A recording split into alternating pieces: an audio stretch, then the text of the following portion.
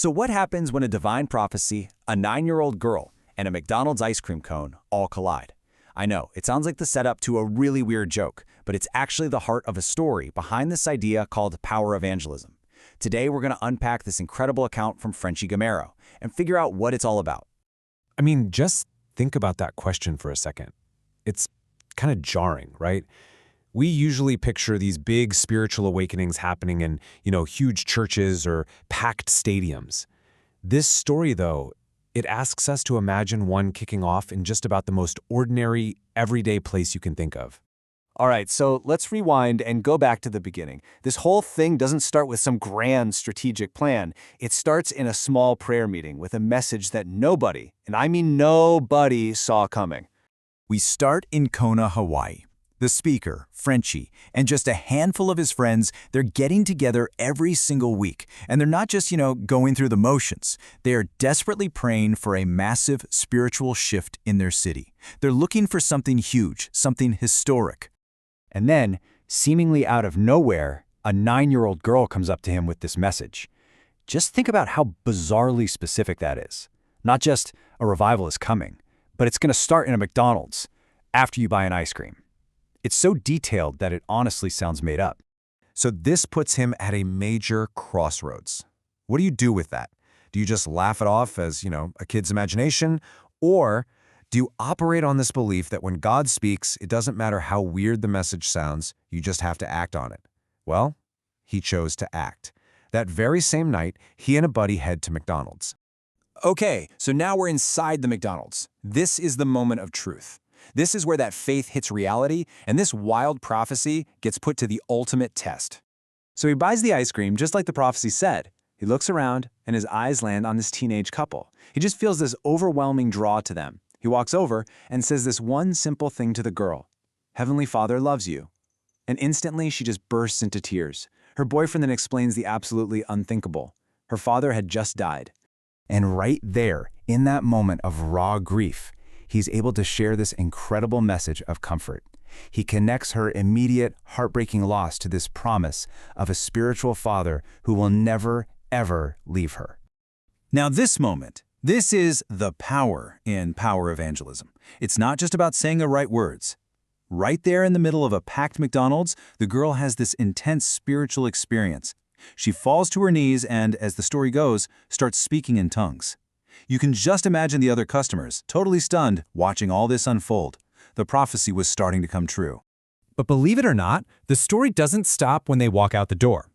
That one single moment in McDonald's, it becomes a catalyst. It starts this ripple effect that just spreads out into the whole community. So after leaving McDonald's, Frenchie feels drawn to a nearby park. He ends up sharing his faith with just 8 kids, and they have a similar powerful experience, and they promise to come back with their friends.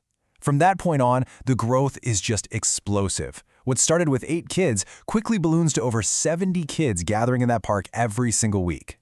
And here is a really critical piece of the story. This whole movement wasn't taking off with the island's wealthy or privileged kids. Nope. Every single one of these children was from Kosraean, the most impoverished, the most marginalized immigrant community in all of Hawaii, a group that was constantly treated like outcasts. This whole experience just completely forces Frenchie to redefine what he thought revival even meant. He'd been picturing this big, polished event with a famous speaker on a stage. But now he gets it. This was revival. This raw, spontaneous grassroots movement happening among the very people that everyone else had forgotten about. So you might be wondering, how is this movement spreading so fast, especially among kids? Well, they're using a tool that's so simple you can teach it on one hand. It's called the Gospel on 5 fingers. It's really just a simple memory trick. The thumb stands for God's green thumb, creation. The pointer finger, well, that's for the fall, when humanity started pointing the finger of blame. The middle finger is for judgment, being separated from God. The ring finger symbolizes the ultimate price that was paid, something precious, like a ring. And finally, the pinky is for the pinky promise of a new life. It just makes the core message super accessible to anyone, which is totally key to how this thing is growing. So what's the big idea driving all of this?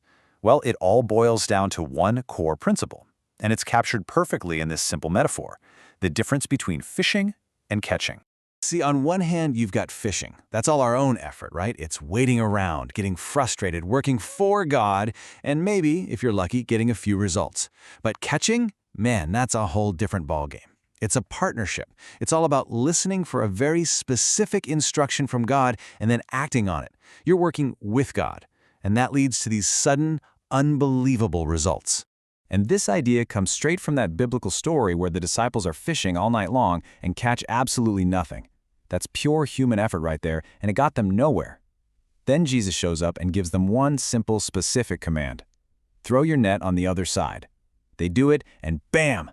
The net is so full with 153 fish they can barely even pull it into the boat. That right there, that's the difference between fishing and catching. So this whole thing really points to a massive shift in thinking. The idea is to stop making our own plans and then asking God to bless them. Instead, the goal is to find out where God is already working and then just go there and join in with what he's doing. And really, that's the question that this whole story leaves us with.